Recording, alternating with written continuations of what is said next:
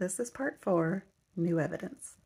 Lionel Torres Herrera was sentenced to death on January 22, 1982 at the age of 34 for murdering two Texas police officers, David Rucker and Enrique Carrizales.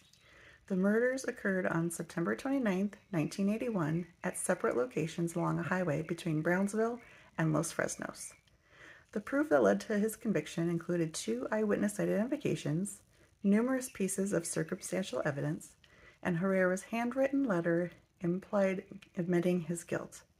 Herrera was convicted of the capital murder of police officer Carrizales and sentenced to death in January 1982. After pleading guilty in July 1982 to the related capital murder of Officer Rucker, Herrera unsuccessfully challenged the Carrizales conviction on direct appeal. In 1990, new evidence began to emerge that Herrera's brother, Raul, who was shot to death in 1984, had committed both murders. Nina Totenberg reported on National Public Radio that Hector Villarreal, a lawyer and former judge, had signed an affidavit that Raul Herrera had confessed to him that he had killed the two policemen. And, said Villarreal, he believed Raul was telling the truth because, burdened with guilt, he was acting against his own interests. Herrera filed a petition for a writ of habeas corpus in federal court, claiming that this new evidence demonstrated he was actually innocent of the murder of Carrizales. Another affidavit included was from Juan Franco Palacios, Raul Herrera's former cellmate.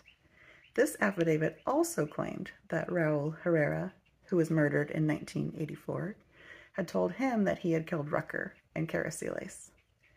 Raul's son, Raul Jr., who was 9 at the time of the killings, signed a third affidavit.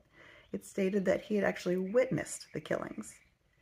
Jose Ibarra Jr., a schoolmate of the Herrera brothers, signed a fourth affidavit. Ibarra alleged that Raul Sr. told him in 1983 that he had shot the two police officers.